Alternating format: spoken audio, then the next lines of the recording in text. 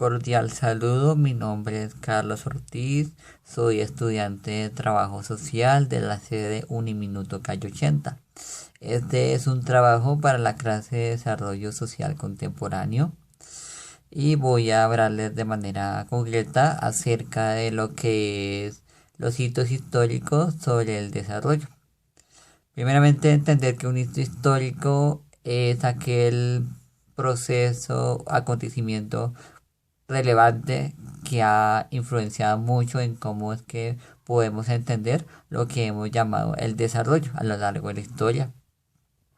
Como primer hito histórico encontramos el siglo XVI, época del descubrimiento, donde por todo el mundo se empezó a hacer ese proceso de conquista, colonización, donde ya veíamos cómo es que se empezó a que el mundo mismo se viera diferenciado por muchas categorías y que a lo largo de los procesos se denominaba de distintas maneras, pero el proceso seguía siendo el mismo. Así fue como empezó a llamarse, por un lado, aquellas culturas salvajes, llamado como si fuera algo inferior, algo distinguido, eran los bárbaros, y aquellos que eran los dominantes, los poderosos, los que tenían el poder o regían en control de todo, eran los cívicos, los cultos. Esto también empezó pues, a denominarse de otra manera. Seguimos entonces con el Tratado de Tordesillas 1533 entre las monarquías de España, Portugal y la influencia de la Iglesia.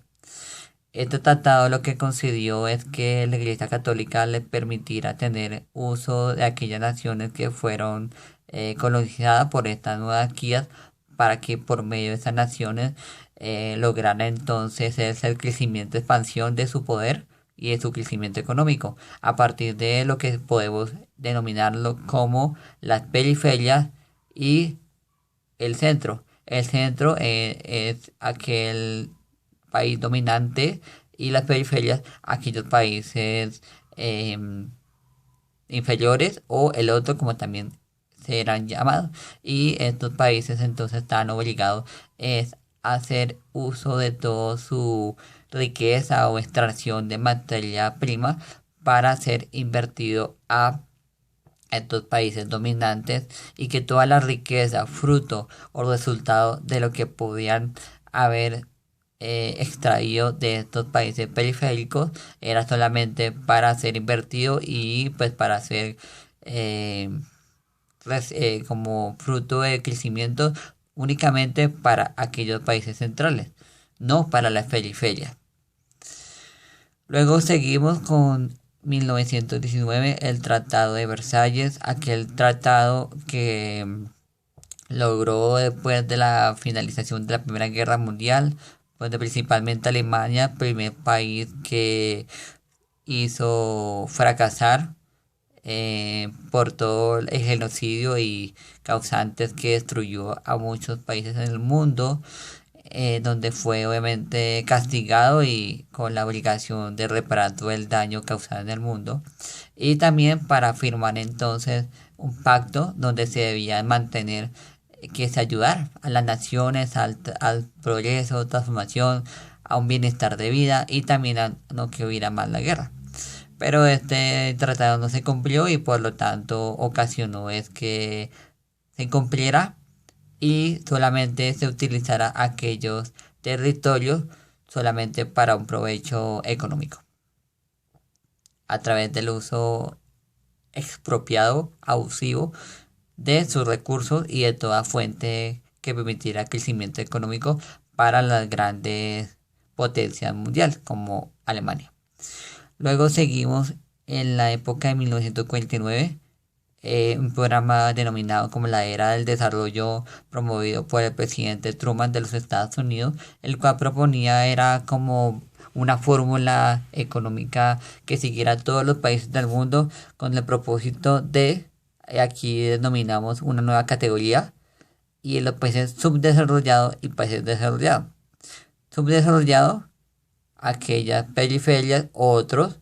y los desarrollados, las potencias o países dominantes. Este con el objetivo pues llegar a esa condición que sería transitoria por un tiempo, permitiéndole entonces el acceso a la tecnología,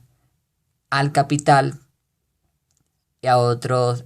recursos que permitirá esas oportunidades,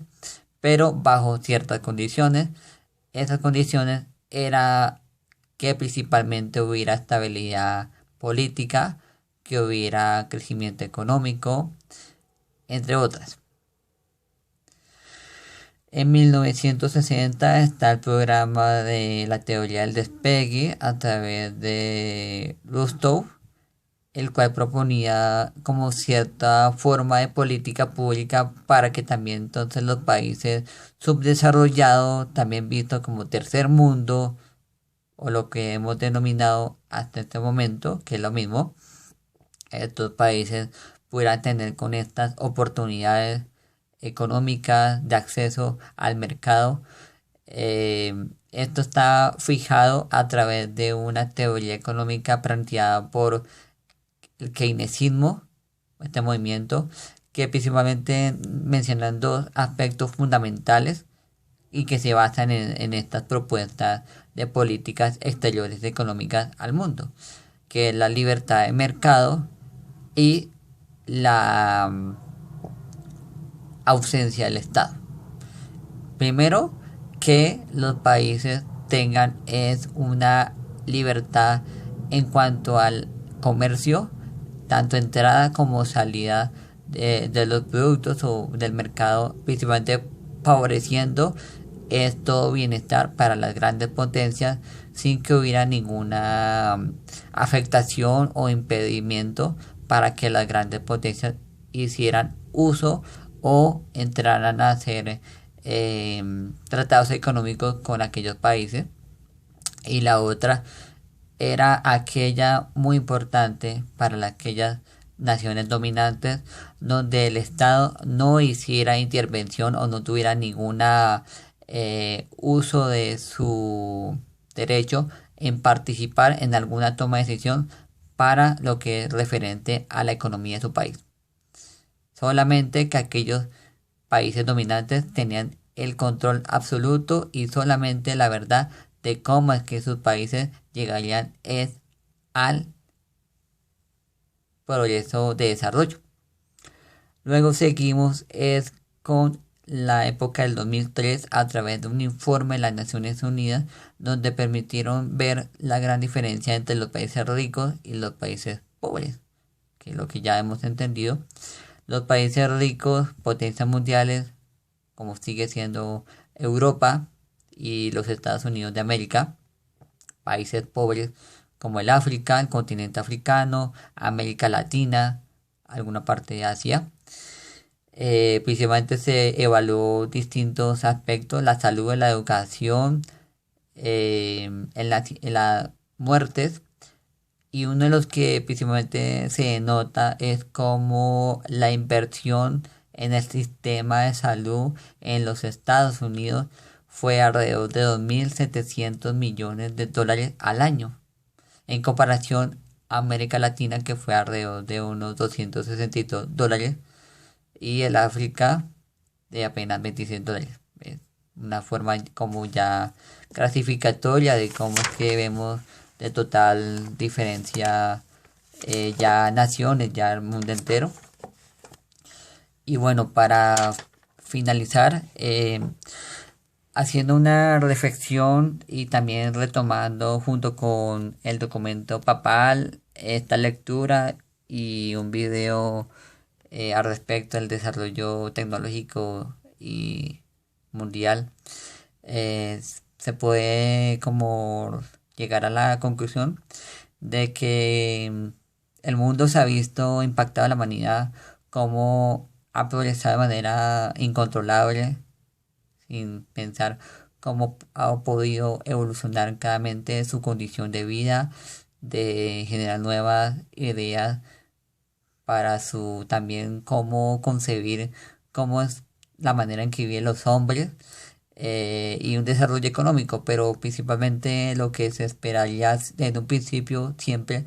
es que toda la humanidad, como propone la iglesia,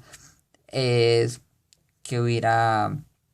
condiciones dignas y se trataran a los seres humanos con esa dignidad, con esos como valores que indispensables por el simplemente hecho de seres humanos, todos debemos tener, como sea el derecho a la educación, el derecho a la salud, el derecho a la libertad, el derecho al aire,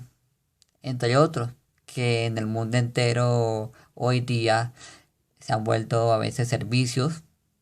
que no es que los consigamos como un derecho porque es algo gratuito, algo libre, sino que solamente se ha vuelto una mercancía, ya todo a través del capitalismo se ha vuelto algo en que solamente tú lo consigues, solamente a través del dinero, de los medios, de lo contrario no, te es excluido, imposible conseguir entonces vivir dignamente como ser humano en una sociedad y que en realidad pues el mundo nos ha visto transformado, cambiado. Solamente ha sido un cambio en cuanto a las revoluciones, cambio de cómo ha vivido, pero en cuanto a calidad de vida, en cuanto a lo que somos como humanos, no había un desarrollo. Los mismos problemas de la época